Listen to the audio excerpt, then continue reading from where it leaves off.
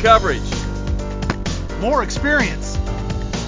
More stats. And that's final. ET Final Score is brought to you by Ashley Furniture.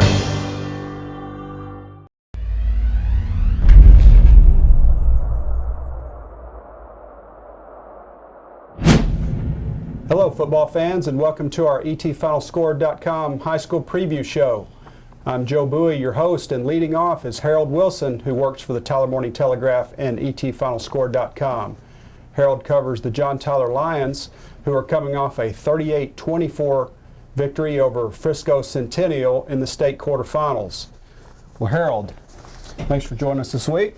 What was JT's reaction to reaching the state semifinals? You know, after the first 3 playoff wins, they had a business-like attitude about things, you know, acting like mission still not accomplished yet. But last week you saw the guys kind of relax a little bit to the extent that they knew they were back where last season ended, and they were happy. They felt like now we can pick up and kind of right this wrong, because all off season all they thought about was losing to Waco Midway. So now they're back at that point, and you could just see that light bulb go off. Yeah, all right. Well, what stood out about the quarterfinals win for JT? They had 4 starters that left the game at some point, including quarterback Greg Ward, and just seeing the backups come in and keep it going, especially when Tyus Bowser came in and threw a big touchdown pass to Fred Ross. That really stood out. This team, they're fighting through adversity right now, and that's what I think championship teams have to have. They can't, you know, look for excuses. This team's just fighting through whatever comes in their way. Are they going to get some of those injured players back? Everybody's expected to be back this week and be well. You know, that was really the first game that injured bug had hit since non-district. But the good thing is they weren't too serious, and all the guys plan to play Friday. Okay. Well, compare John Tyler to this week's opponent. They play Denton Guyer. Compare the two styles. John Tyler obviously likes to spread it out with a lot of receivers, and, you know, let Greg Ward be a dual threat. More of a finesse attack. With Denton Guyer, I mean, they line up in everything, but they want to do it from a power standpoint. Their offensive line averages 265 pounds. Man, they've got some big bodies, and they want to control the clock. They've got a quarterback, Gerard Hurd, a junior, already committed to Texas, and he's a dual threat guy, almost 4,000 total yards right now. So everything revolves around that big beefy line, that big old 6'3" quarterback that can run and pass. They want to do it from a power. Okay. So what needs to happen for John Tyler to advance and play at Cowboy Stadium? They say offense wins games, defense wins championship. John Tyler has a slow Guyer down. They're averaging 45 points a game. So you like John Tyler's chances on offense. You don't want to take anything for granted, but you think if they can keep on being this big play unit and forcing turnovers like they have been, they can win this football game. I think offensively they can match them. John Tyler's a high-scoring team in 4A left as far as the playoffs are concerned. So they're going to need to probably force some turnovers, not fall behind, because this team can score, they can control the clock. So I think the defense is a premium. And Harold, tell the fans just the details on the game, the when and where.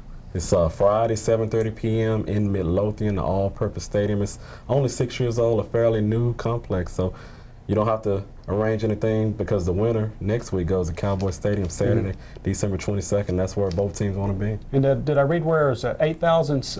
Yes, only 8,000. John Tyler will be the visiting team, so that side's a little bit smaller. So fans are going to have to arrive early if they want to seat, guaranteed. Yeah. All right, Harold, we'll talk to you next week. Another East Texas team getting ready to play in a state semifinal is the Gilmer Buckeyes in Class 3A Division II, and here to talk about that is Shane Stark. Talk about who Gilmer's playing and kind of what you expect. Well, they got Graham, 7:30 Friday in Mansfield. It's a game with, you know, 2 13-1 teams. Both teams are coming off games in which they had to rally to get to this round. So, you know, it should be one of those pick-em kind of games, because it's 2 really good teams. Are you surprised at all to see Gilmer still playing in the semifinals? Not at all. I mean, if you just look at them, you know, since Jeff Traylor's been there, it seems like every so often, every a couple, 2-3 years, they get to this round, and then the next round they're kind of, you know, like the Spurs are. You know, it's like they'll have some solid seasons, and then they'll have that memorable season where they win it all. And so I think it may be due for them to play for a state title. What do you think stands out about this year's Gilmer team? Well, I think they're Coach Traylor will tell you they're not, you know, they don't have the biggest players, but He'll tell you that. But they just have a lot of really, really good players and a lot of really good defensive players. They're kind of you think of Gilmer in recent years, you think of, a flashy kind of team or something like that. But they're more of a physical East Texas style of football team. They're tough on defense. They got strong running game and just an overall good team.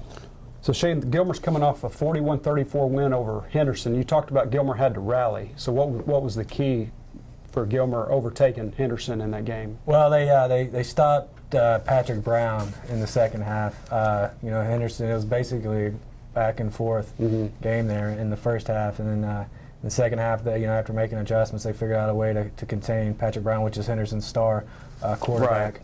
And so just to play that, they just stepped it up defensively in the second half and made the plays necessary to win that game. And Shane, just tell the fans where Gilmer's playing this week. It's at 7:30 Friday in Mansfield. Okay. The winner of the game gets either Navasota or Belleville in the state championship game.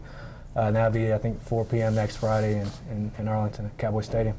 All right, Shane. Anything else you want to add about the Buckeyes? Yeah, well, they're just back in the semifinals. Yeah, it's kind of they're used to being this far, aren't they? Yeah, this is what they play for. Yeah, consistently winning program. All right, Shane, appreciate it, and we'll talk to you next week, win or lose. Thanks. All right.